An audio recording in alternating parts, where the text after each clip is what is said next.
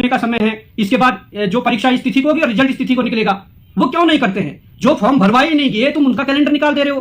कितनी बड़ी दुर्भाग्य की बात है। और हाल ही में हमने देखा है कि आयोग किस परिपाटी पर चल पड़ा है, किस रास्ते पर चल पड़ा है।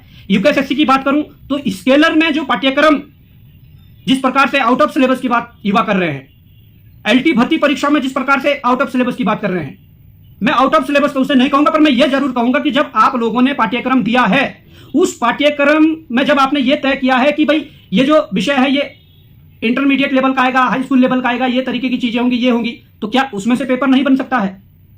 पाठ्यक्रम के इर्द गिर्द ही अगर आप पाठ्यक्रम जारी करते हो तो उसके इर्द गिर्द ही पेपर बनना चाहिए। यह परिपाटी गलत है कि आप पाठ्यक्रम दो उसके बाद आप पेपर कहीं से बना दो। और अगर ऐसा ही पेपर बनाना है तो आप पहले पाठ्यक्रम जारी मत करिए। और अगर गलती स्केलर में हुई है, अटेंडेंस स्लिप में फोटो किसी और का, रोल नंबर किसी और का, सीट किसी और की, अगर इस प्रकार की चीजें हुई है तो ये आयोग को संवाद के माध्यम से स्पष्ट करना चाहिए था। हमने आयोग के अधिकारियों को सूचित भी करा था कि ये चीजें और आप संवाद के माध्यम से स्पष्ट कीजिए। आयोग के अधिकारियों ने यह कहा था कि हम संवाद के माध्यम से स्पष्ट करेंगे, परंतु मुझे लग रहा है कि गलती बहुत बड़ी है। मुझे लग रहा है कि दाल में कुछ ज्यादा ही काला है। इसलिए उन्होंने तो संवाद जारी किया और ना यह समझा कि युवाओं को बुलाकर टेबल टॉक की जाए।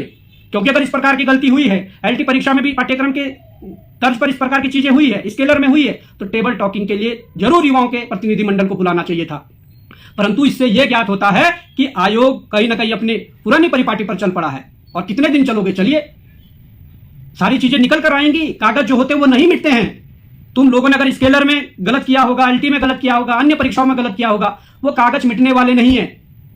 हमारे पास सूचना का अधिकार अधिनियम 2005 है, सारी चीजें आएंगी, खुलकर आएंगी, उस पर स्टडी की जाएगी और पता लगेगा कि कैसी गड़बड़ियां हुई है।